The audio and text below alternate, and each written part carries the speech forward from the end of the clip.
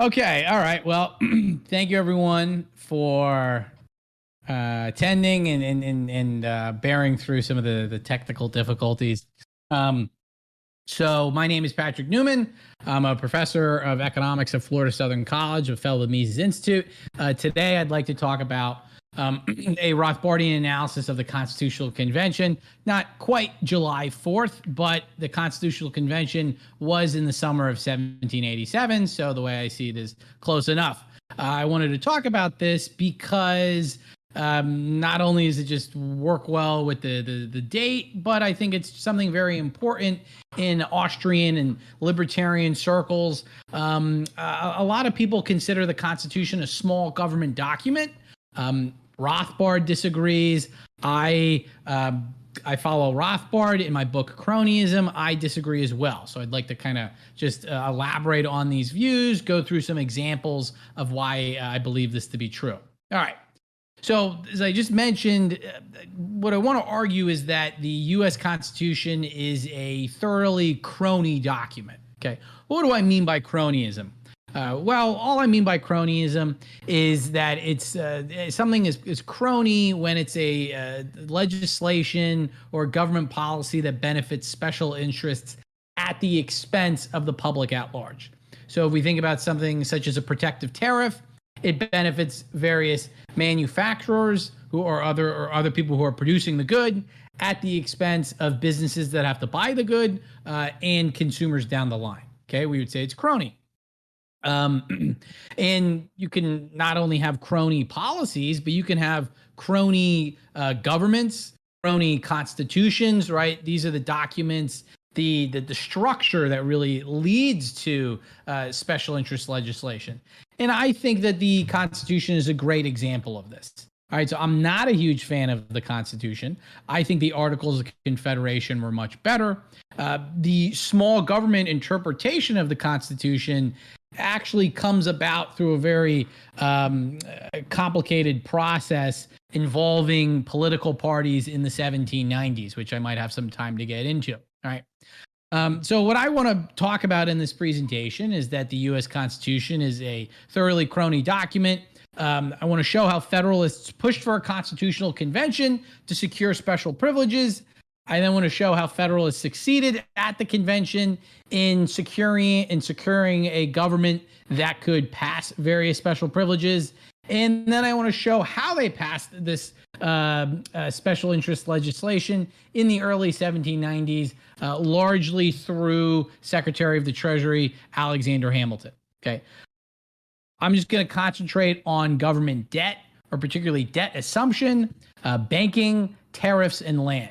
So a lot of my analysis is taken from Cronyism, a book that the Mises Institute published last year. I highly encourage you to purchase it if you haven't done so already, if you're interested in this material. Okay, so let's skip to the, let's jump forward to the Constitutional Convention of 1787. So this was the hollowed convention that met in Philadelphia in the summer of 1787, where the Constitution was hammered out. All right. It's important to note that this meeting was largely of big government Federalists. Okay. There were two, you might consider, political parties during this time period. There were the Anti-Federalists. They were in favor of small government, states' rights, decentralization. They were really what we would call Federalists, right? Because they wanted power balance between the federal government and the state, right? But due to some sleight of hand by the Federalists in just taking the high ground, the Federalists, who we might really call nationalists, they were able to call themselves Federalists and label the true Federalists Anti-Federalists. If you're confused by this, don't worry, because everyone has been basically since they've done this, right? So we think of Anti-Federalists as the small government people. They were libertarians. We can think of the Federalists as big government people. They were statists. All right. So the Constitutional Convention was really a group of Federalists Many of them were related to not necessarily through blood, but just through business relationships, political dealings with the so-called merchant prince of Robert Morris of Pennsylvania, okay, who was a financier of the American Revolutionary War. He was trying to push for all sorts of big government crony policies during the war. He failed, so he's going to try again at this constitutional convention.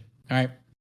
You've got guys such as Gouverneur Morris, no relation to Robert Morris, even though they have the same last name, and James Wilson of Pennsylvania. James Wilson was an attorney for Robert Morris. Gouverneur Morris was just someone who was a big government ally of Robert Morris. You have Alexander Hamilton of New York. You've got James Madison and George Washington of Virginia. And you've got Charles Pinckney and Charles Cotesworth Pinckney of South Carolina. All right. So we'll go through some of these people and show how they were able to secure various forms of cronyism in the Constitution. So just a couple things to point out now. All right. One, so I said there were no Anti-Federalists. Who were some examples of Anti-Federalists who should have attended? I would say Patrick Henry, former governor of Virginia. He did not attend. Why? Well, because he famously said that he smelt a rat. He could see where this thing was headed. You have the governor of New York, George Clinton. He did not attend. He should have attended. Those were two prominent examples. Another person who didn't attend, which really would have made a big difference, you could call him in between an Anti-Federalist and a Federalist, was, of course, Thomas Jefferson. He was not at the Constitutional Convention. He was not even in the country at the time. He was over in France, basically as ambassador to France. I bring this up because sometimes people think Thomas Jefferson helped write the Constitution, which he did not. All right. A couple other things to note. Everybody knows Alexander Hamilton. He's not exactly our favorite guy. Alexander Hamilton is at the convention. I consider him a crony Federalist. Might be a little bit more surprising to throw James Madison in this group as a big government Federalist. But as Rothbard discusses in Conceived in Liberty, and as I talk about in Cronyism, James Madison was really a big government person. He was someone who was very pro-Virginia cronyism. The thing is, he was just very good with rhetoric, and he could often position himself as a proponent of limited government when the opposite was actually the case. All right. So when we talk about the Constitutional Convention, there's all sorts of debates at the Constitutional Convention, largely over, okay, how is power going to be delegated? All right, how much authority will the various branches of the government have? How will representation be decided in the House of Representatives, in the Senate? How will the issue of slavery be resolved, and so on? You could spend a whole presentation talking about those, but I'd rather talk about the actual provisions of the Constitution that they were able to put in. And what's very important is that the clauses that have generated the most discussion in modern day discourse and throughout the history of the Constitution, I'm referring to the big three vague clauses: the Supremacy Clause, the General Welfare Clause, and the Necessary and Proper Clause. These were really added to the Constitution with very little debate, right? Because the major debates at the Constitution were not about government power per se. It was about, okay, who's going to be able to wield that government power? Is it the president? Is it Congress? What branch of Congress? How much representation will states have in Congress? And so on, right? So the vague clauses were not actually the subject of much contention, right? Now, why do I say that they're vague clauses? All right. Well, they're vague clauses because they just say, well, Congress has the power to do various things that are, quote, necessary and proper, or in the general welfare. These aren't exact quotes from these clauses, but they more or less say the same thing. They're vague because there's a lot wrapped up in what general welfare means, what necessary and proper means, etc. So the Federalists were very cunning. they knew that what they could do is they could just enumerate some powers, right? They say Congress has these powers, and then they throw everything else into these vague clauses. And that was intentional, right? They didn't want to explicitly give Congress the power to charter a central bank because they knew the people would not support it. Instead, you can just say, well, Congress has the implicit power to charter a central bank through the necessary and proper clause.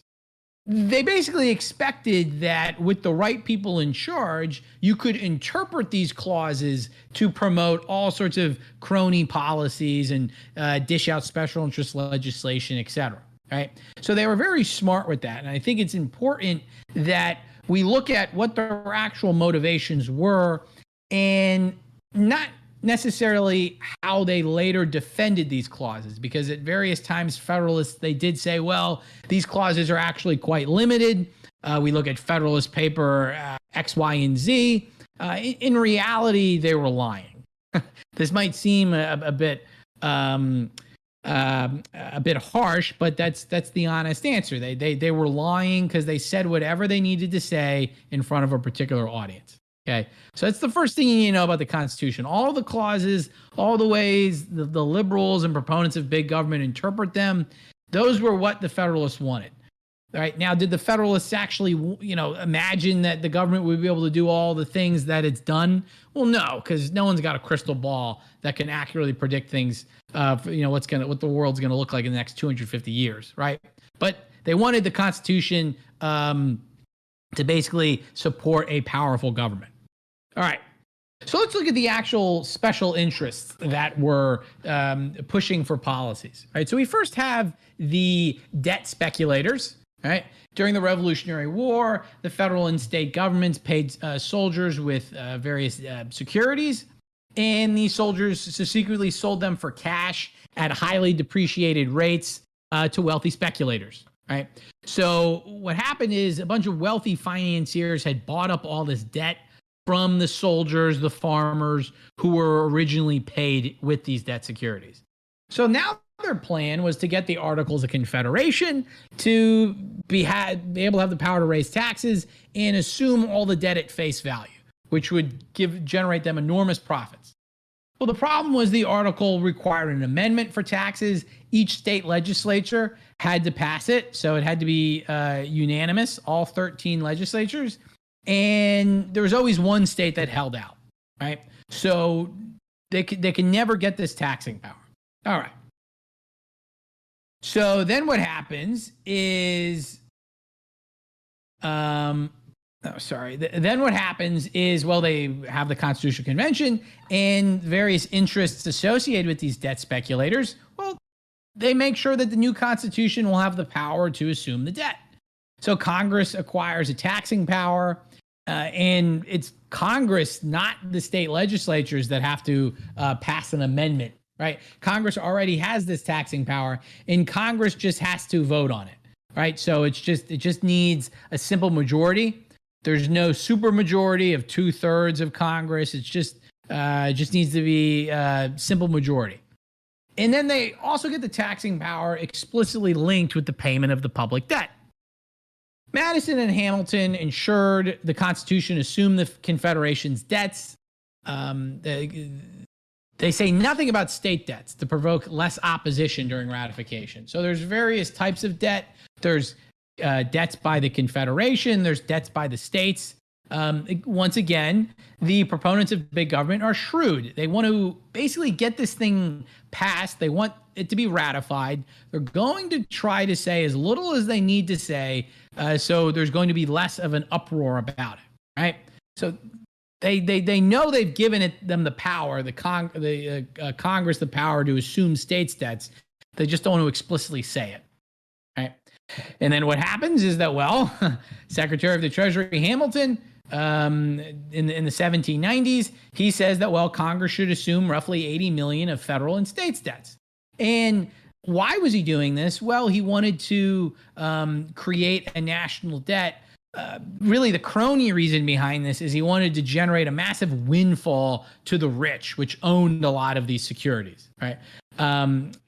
historian in the past, Irving Brandt, said that, quote, bluntly stated, Hamilton's precept was bind the rich to the government by self-interest. Okay, so you're going to get the rich to support the government by basically giving them a hefty payout. We go through the list. Senator Robert Morris and other people were purchasing this debt. Even Alexander Hamilton's assistant secretary of the Treasury. Most of the federal debt was held by wealthy northern speculators, and most of the existing states' debts were bought up by wealthy people as well. All right. So these speculators have been purchasing this debt in expectation that it will be assumed by by Congress, which is exactly what happens. All right. Congress passes the debt assumption in 1790, and the existing records show that most of this debt was held by very wealthy people. All right. So what this really means is that this whole procedure that Congress would assume the debt was really a way of siphoning off money to the rich, because you have to realize how they actually financed this debt was they raised taxes. They raised tariffs, which are regressive, and they raised whiskey taxes and other types of taxes that caused the nasty revolt. Those are also regressive. So what the Federalists did using the Constitution is they basically were able to redistribute a lot of money from the poor and give it to the rich. Okay, that's a clear instance of cronyism. All right, well, the next group we can look at, these are the bankers. All right. Hopefully many of you know that Robert Morris was he got Congress to charter the Bank of North America in 1781. This was really our nation's first central bank. It was supposed to help us finance the Revolutionary War. But Robert Morris also had tied in his bank strategy, his bank proposal, with various other policies to strengthen the Articles of Confederation. When that failed, the Bank of North America kind of just it lost its power, it lost its federal charter, and then it also lost its Pennsylvania charter. All right, because people in Pennsylvania were very against this bank, and they were able to rescind the charter, which is basically this corporate license. To make matters worse, Pennsylvania is also printing its own money, which is competition for the bankers. All right, so what do the bankers do? Well, once again, they're at the Constitutional Convention to deliver various banking privileges. So the Constitutional Convention initially decided to explicitly empower Congress with the ability to print money, but they struck it out.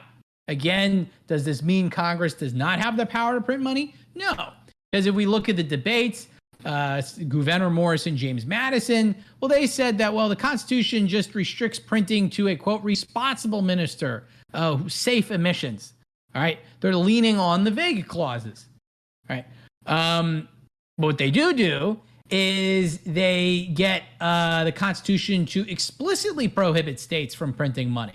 All right. Why do they do this? Because the various banking interests at the Constitution do not want competition from Pennsylvania and other states. All right.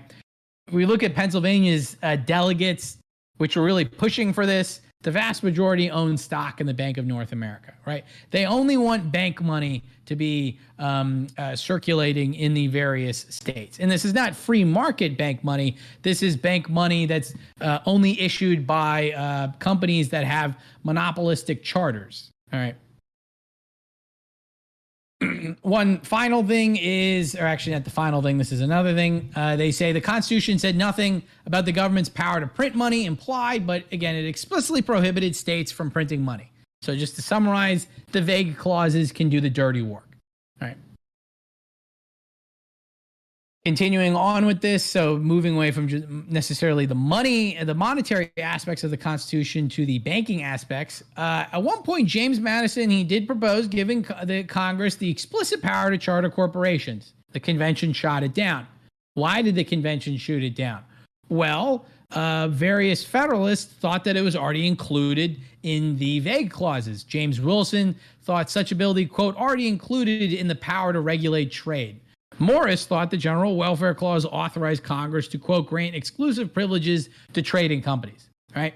So they say, well, the Constitution already empowers Congress to charter a central bank, right? To charter a corporation with various central banking privileges. Or well, it's in the vague clauses, all right? Or it's in this clause. What they're trying to do is they're just trying to make the Constitution look as innocuous as possible.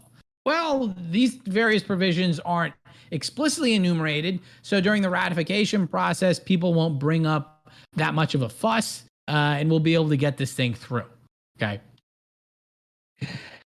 All right, after the Constitutional Convention, well, Congress charters a bank, right? Secretary of the Treasury Hamilton, he's got his report on a national bank. Just some interesting facts. It's referred to a Senate committee. Who's on that committee? Well, it's the senator from Pennsylvania, none other than Robert Morris. And then Congress charters the Bank of the United States. This has a 20-year monopoly over interstate banking. It's the only bank the federal government will charter. It's also got a $10 million capitalization. The federal government owns 20%, and private ownership can be purchased with specie or government debt. And then the Treasury stores its deposits at the bank. So it's going to store all of its money at this bank, which is a massive subsidy. Okay. Again, some striking instances of cronyism here. 50% of congressmen who voted for this monopoly purchased stock in the bank. Okay, so they're voting for something that they're going to directly benefit from. Ownership was concentrated in Federalist strongholds, these urban eastern coastal cities. All right. The government directors were mostly associated with Robert Morris. Okay. Thomas Willing, who is a Morris's business associate and a former president of the Bank of North America, becomes president of the new bank. The first Bank of the United States, sorry, it's a typo there.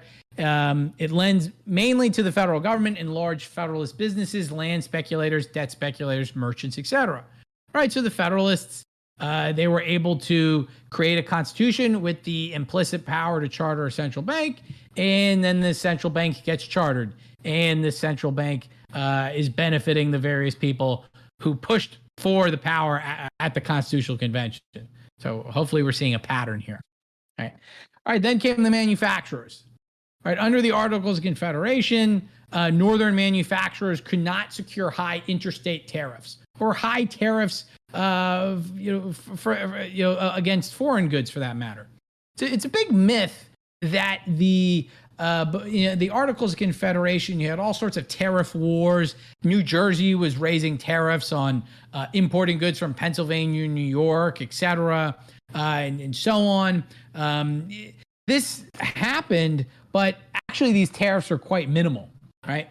These tariffs are quite low because, one, you could just smuggle goods across states, but also states were incentivized to pass low tariffs so that way they could scoop up a bigger share of the import market.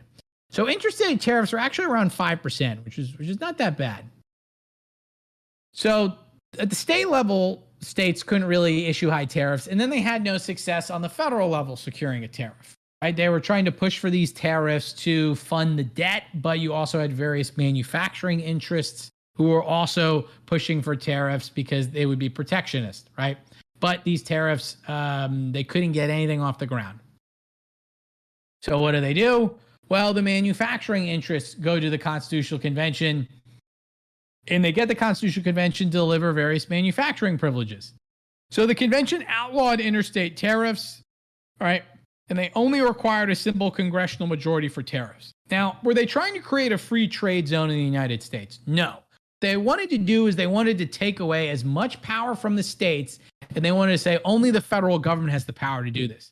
Why do they want to say this? Because they want to raise tariffs higher than what could have happened under the Articles of Confederation. Okay, that was their goal, right? And the northern delegates were very blunt in pushing for a tariff. They said, well, we're not going to support the Constitution unless we get a tariff. And why are we going to support the tariff? Well, because we need to benefit our various manufacturers. All right, Nathaniel Gorham has this great quote. He says, quote, if the government is to be so fettered as to be unable to relieve the eastern states what motive can they have to join it? Right? He's saying if you want the northern states to support the Constitution, you got to have the power for protective tariffs at the federal level. Right? Now, some Southern delegates did want a supermajority. So they said, well, in order for Congress to pass a tariff or various regulations on shipping known as navigation acts, you got to have 2/3 of Congress, not just a simple majority. Northern delegates won over Southerners by agreeing to sanction slavery by providing various special privileges to slavery. So this is a famous corrupt bargain. Basically, the North said, all right, we want tariffs. And the South said, we want greater protections for slavery. So they shook hands, right? They just compromised on this. And then what happens is that, well, they got Congress to pass tariffs. So Congressman Madison pushes for the Tariff Act of July 1789. Madison surprisingly sides with the North in this regard. The North wanted high tariffs. The South wanted low tariffs. Northern congressmen pushing for high tariffs. Southern congressmen pushing for low tariffs. Madison says, well, I want to get this government off the ground. The North is going to get what they want.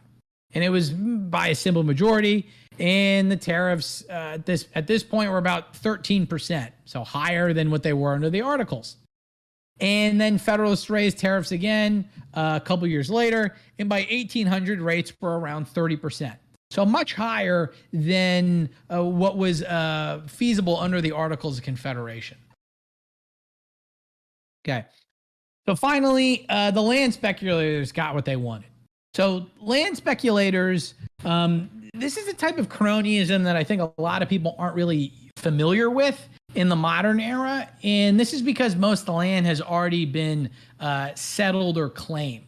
So back in the day, land speculation, not the free market kind, but the crony kind, was very prevalent. So how this worked is that there would be various tracts of unowned land that state governments had just simply declared ownership of, not by homesteading, but by just simply saying we own this, right? So they just, Virginia at one point claimed all of the Midwest. They just said, well, it's ours, right? This is during the colonial era. So what land speculators would do is they would lobby the government, the various governments, to acquire the titles of ownership to this land. And then they turn around, they'd sell it to settlers at a profit. And this is crony because they didn't really own the land. The settlers owned the land, right? And in some cases, settlers were already homesteading the land. And then they find out that they now have to pay the speculator for this land. This payment, as Murray Rothbard has argued in his various writings, is equivalent to a tax, basically. So speculators want to prevent state governments from rescinding land grants. They're worried that, well, if they get favorable legislatures to grant them land grants, another group of politicians down the line, a year later or two, they might rescind these land grants. So this is similar to bankers wanting to prevent Pennsylvania from weakening the Bank of America, North America's charter. Recall that the state of Pennsylvania weakened the Bank of North America's charter, and various interests, the banking interests, they don't want this to happen. So once Congress or once the state legislature, grants some sort of monopoly privilege, it's sort of locked in, basically. That's what they're trying to go for. Well, so they get the Constitutional Convention to protect land grants. James Wilson, who was an attorney for Robert Morris and a land speculator, as well as James Madison, they secure the highly vaunted contract clause in the Constitution, right? Now, this clause has been interpreted to really be a strong defense of private property rights, which is great. We can get into that maybe later. But the original motivation behind the contract clause was they said that, well, state legislatures could not interfere with land grants. It was a contract. So once a legislature gave out a land grant, this was a contract that could not be violated. And hopefully you can see why James Wilson wanted to do this, because he was a land speculator as well as an attorney for Robert Morris, who was also a land speculator.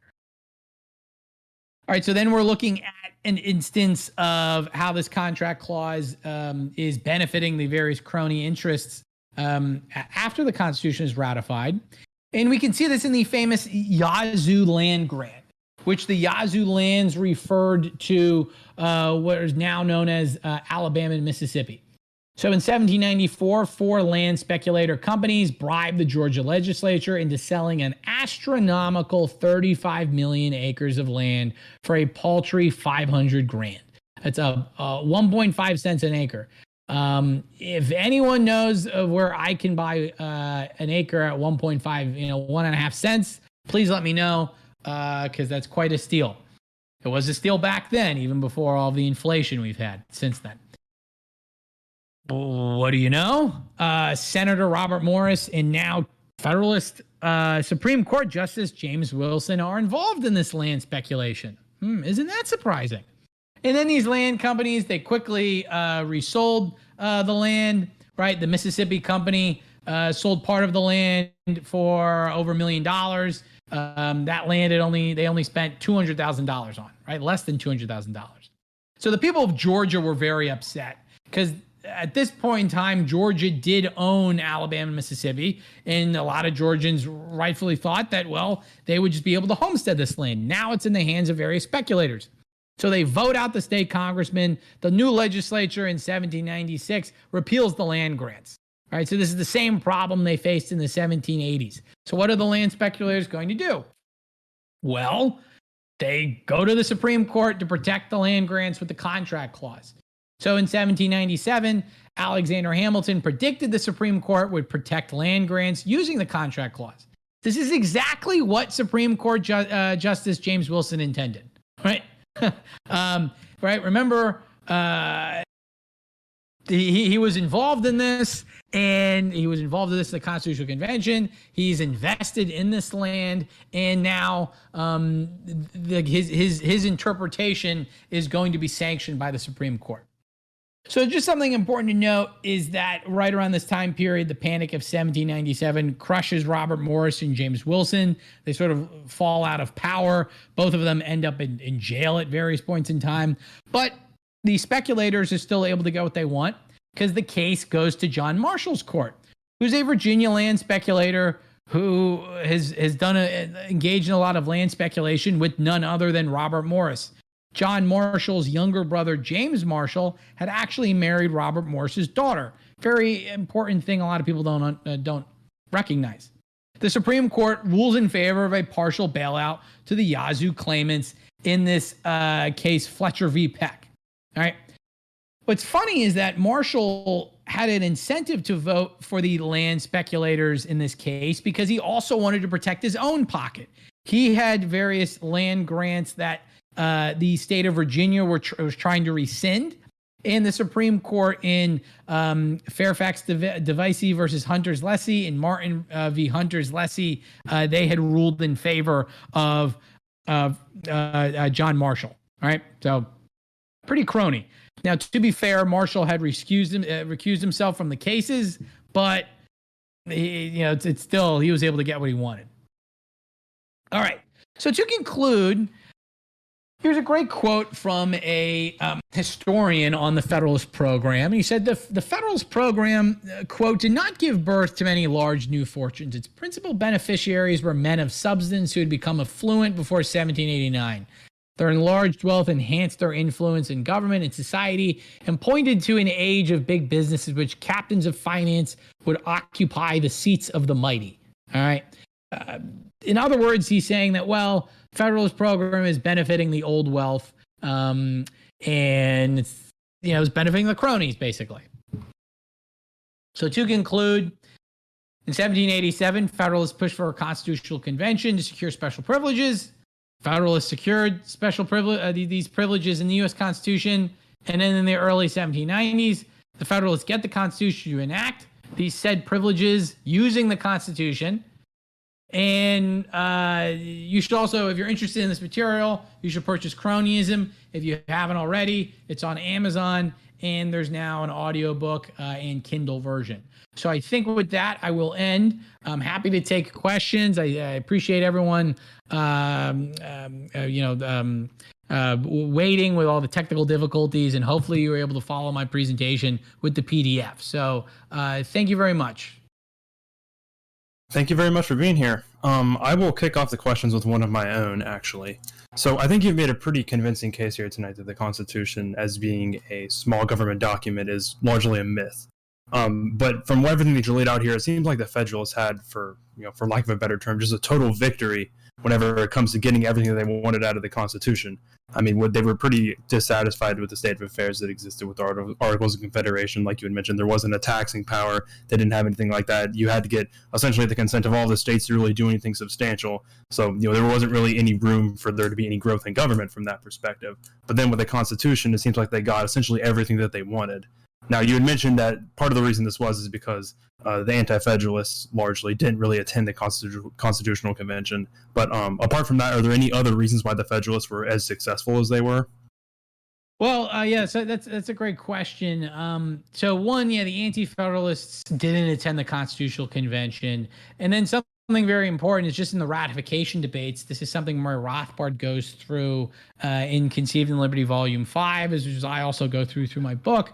Federalists were really able to take control of the ratification debates. They were able to control the mail. The various delegates sent to the ratifying conventions were generally Federalists. They were able to benefit from how the malapportionment, sort of the gerrymandering that went on at the state level at the time.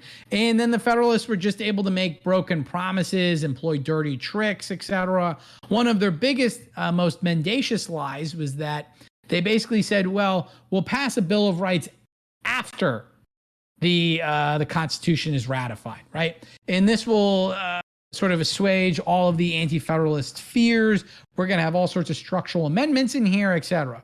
Now, just as a basic point of advice, don't ever give the keys to the kingdom to someone, right? You give someone all the guns, and then you say, all right, well, now, like once I have all the guns, then I'll be fair, right? That's not really, it's not really going to work. So, the Bill of Rights was very watered down compared to what Anti-Federalists wanted.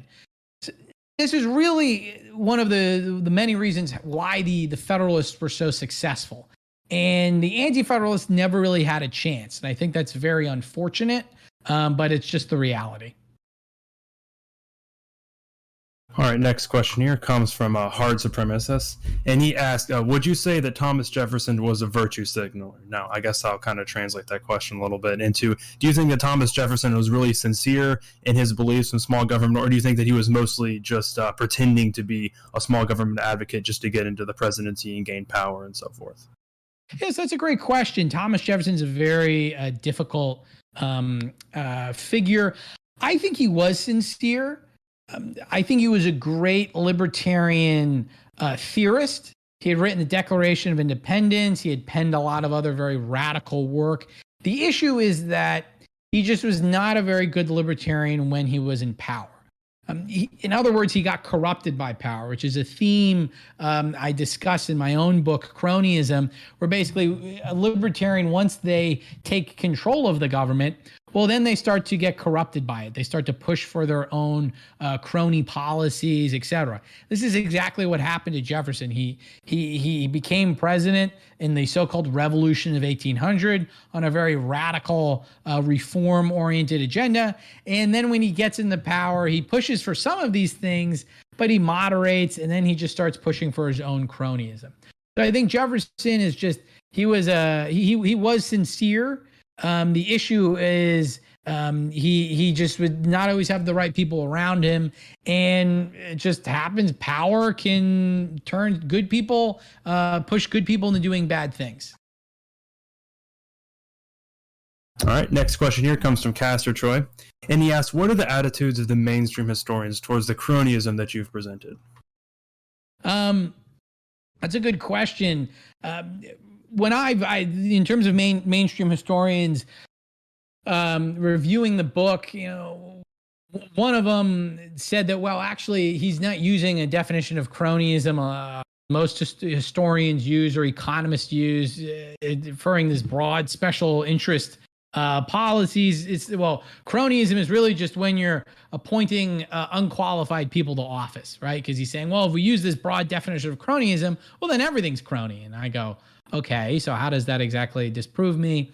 When I've tried to publish, or when I have published various papers, sort of building upon this idea of cronyism,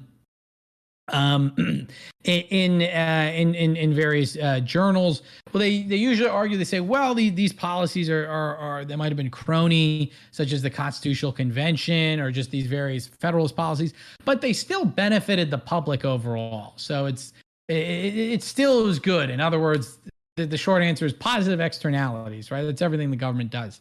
You can justify everything the government does, positive externalities. My answer to that is that, well, no, they didn't actually benefit the public. They benefited elites, and the public was hurt from this. But it's just the way the profession goes, that arguing or saying that politicians didn't pass for policies because they were motivated to benefit the public is just such a radical contrarian analysis that a lot of intellectuals just don't take it seriously, which I think is very unfortunate. Another question here from Heart Supremacist. He asks, will you ever issue a study guide for Conceived in Liberty?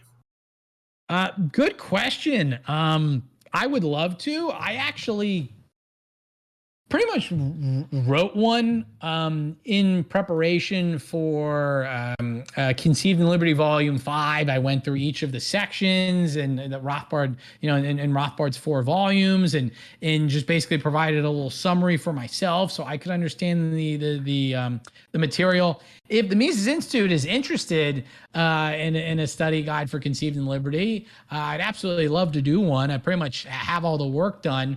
I ended up giving a good amount of it. The Tuttle twins, they're having some book. It's actually supposed to come out soon on American history or the era before the Revolution. And I did some consulting with them, and I was like, oh, I already have all this stuff. So here you go. But yeah, I'd love to do a study guide for Conceived in Liberty. I think that's a great idea. Next question here comes from Kaleidic Virtue, and he asks, you bring out how the North gave greater privileges to the South in order to have more power to institute tariffs over trade. Do you think that this schism after 1809 had an effect on the South's decision to secede and the North's reaction to it? Good question. So the answer is, well, after by 1808, the South actually supported banning the slave trade, right? At least they were okay with this, because at that point there was such a large population of slaves in the United States that, well, you could already have basically a growing supply of slaves. You didn't need to import them from other countries. Okay. And the idea was that, well, the existing slave traders, they would actually be hurt by the slave trade, because then there'd be competition.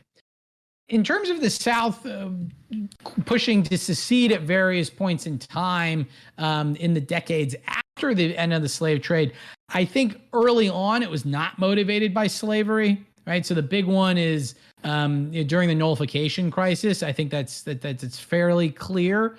There was a brief point in time in 1819 with the Missouri crisis when some people in the South threatened secession over slavery. But really, slavery was not a big issue until the 1840s with the whole controversy over Texas annexation. And you had plenty of big government Southerners who said, no, the Constitution protects slavery. It's fine. Slavery is secure, etc. So when we talk about motivations of Southerners during this time period, slavery was not a major motivation for Southerners' various proposals to secede. I talk about this more in my book, Cronyism. Next question here comes from Felicia J. And they ask, one argument I've heard commonly about slavery in the U.S. is that it was on its way out. Do you think that that's true? And if so, did the Southern states overplay their hand by compromising with the Northern states at the Constitutional Convention over tariffs? Yeah, that's a good question.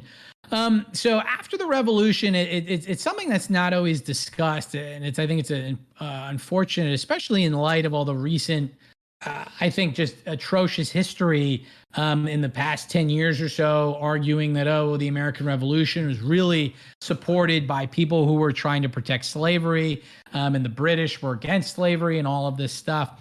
Various states, including some in the South, such as Virginia, they relaxed laws making it easier to free slaves. Slavery was abolished in various states in the North, etc. So on one hand, slavery was kind of on its way out.